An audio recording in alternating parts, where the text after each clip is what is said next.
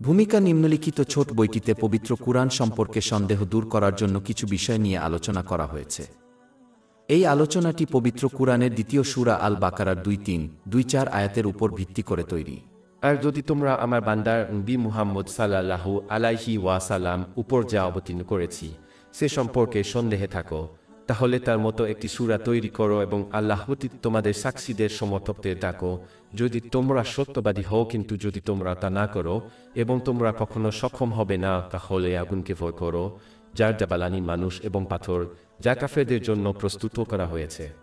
আলোচ্য শিক্ষাগুলি বাস্তবায়ন করা একজন মুসলিমকে ইতিবাচক বৈশিষ্ট্য গ্রহণে সহায়তা করবে। ইতিবাচক বৈশিষ্ট্য গ্রহণ করলে মন ও দেহের শান্তি ফিরে আসে। দ্বিতীয় অধ্যায় আল বাকারা আয়াত 2-3-2-4।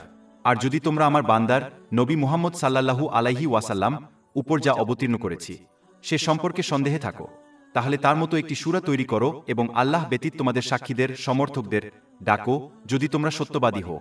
কিন্তু যদি তোমরা তা না করো এবং তোমরা কখনো সক্ষম হবে না, তাহলে আগুনকে ভয় করো, যার জ্বালানি মানুষ এবং পাথর, যা কাফেরদের জন্য প্রস্তুত করা হয়েছে। সাধারণভাবে বলতে গেলে সন্দেহের মূল হল অজ্ঞতা। যখন কেউ পবিত্র কুরআন এবং মহানবী মুহাম্মদ এর হাদিস শিখতে এবং তার উপর আমল করতে ব্যর্থ হয়, তখন তার ঈমান দুর্বল হয়ে পড়ে।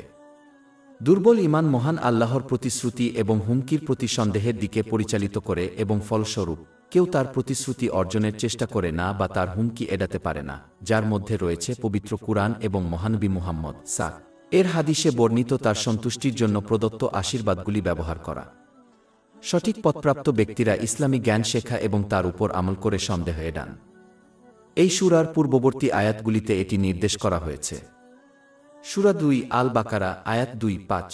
এটি সেই কিতাব যাতে কোনো সন্দেহ নেই, আল্লাহ ভীরুদের জন্য পথনির্দেশ, যারা অদৃশ্যে বিশ্বাস করে, নামায় কায়েম করে এবং আমি তাদেরকে যা দিয়েছি তা থেকে ব্যয় করে, এবং যারা তোমার উপর যা অবতীর্ণ হয়েছে এবং তোমার পূর্বে যা অবতীর্ণ হয়েছে তাতে বিশ্বাস করে এবং পরকালের উপর দৃঢ় বিশ্বাস রাখে, তারাই তাদের পালনকর্তার পক্ষ থেকে সঠিক পথের উপর রয়েছে এবং তারাই সফলকাম।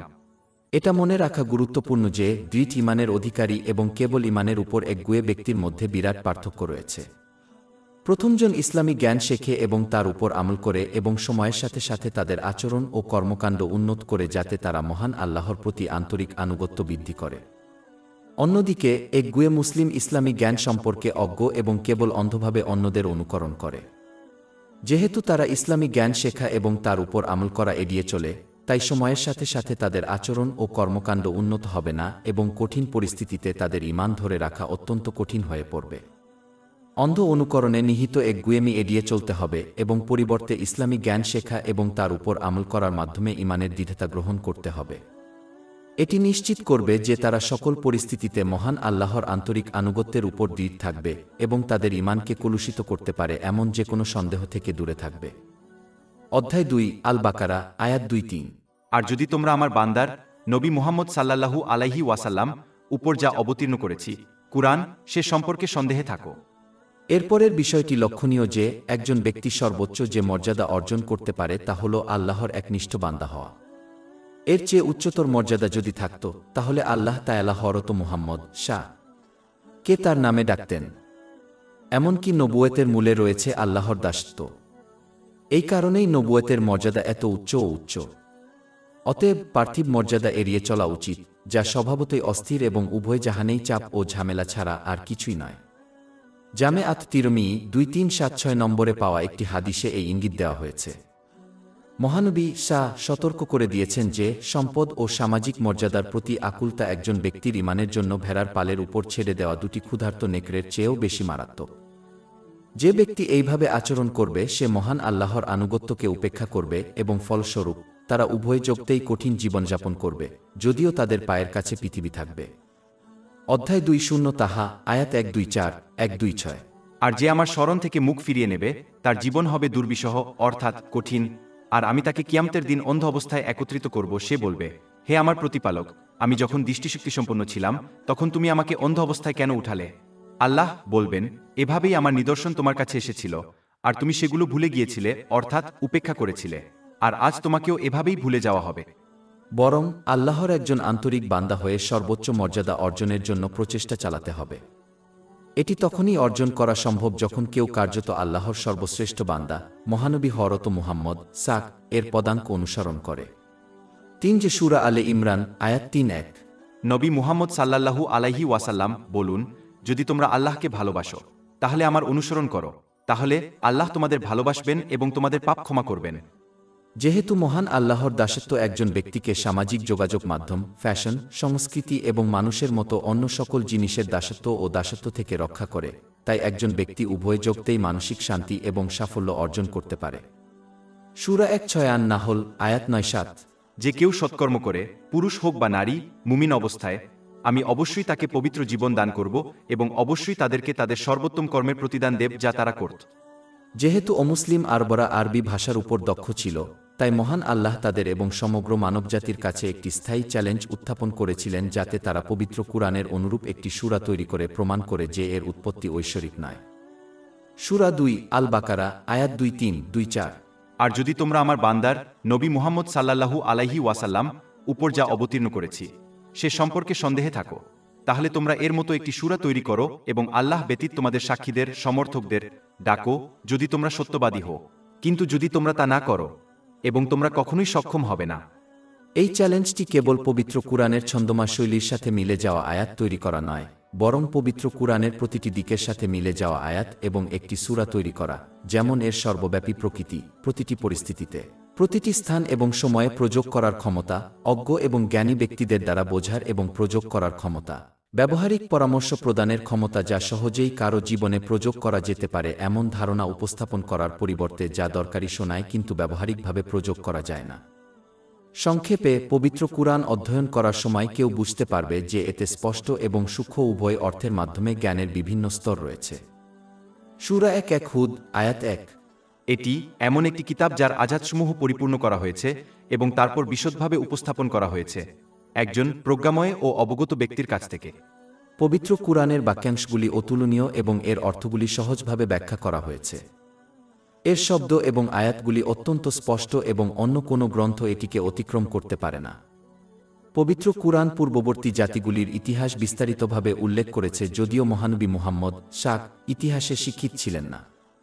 এটি প্রতিটি সৎকাজের আদেশ দেয় এবং প্রতিটি মন্দকে নিষেধ করে, যা একজন ব্যক্তি এবং সমগ্র সমাজকে প্রভাবিত করে, যাতে ন্যায়বিচার, নিরাপত্তা এবং শান্তি প্রতিটি ঘর এবং সম্প্রদায়ে ছড়িয়ে পড়ে।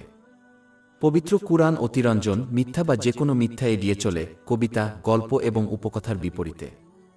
সমস্ত আয়াত উপকারী এবং ব্যবহারিকভাবে একজনের জীবনে প্রয়োগ করা যেতে পারে। এমনকি যখন পবিত্র কুরআনে একই গল্প পুনরাবৃত্তি করা হয়, তখনও বিভিন্ন গুরুত্বপূর্ণ শিক্ষা তুলে ধরা হয়। অন্যান্য সমস্ত গ্রন্থের বিপরীতে, পবিত্র কুরআন বারবার অধ্যয়ন করলে একজন ব্যক্তিকে বিরক্ত করে না।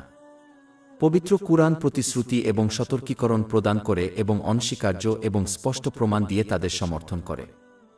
পবিত্র কুরআন যখন এমন কিছু নিয়ে আলোচনা করে যা বিমূর্ত বলে মনে হতে পারে, যেমন ধৈর্য অবলম্বন করা, তখন এটি সর্বদা এটিকে তার জীবনে বাস্তবায়নের একটি সহজ এবং ব্যবহারিক উপায় প্রদান করে।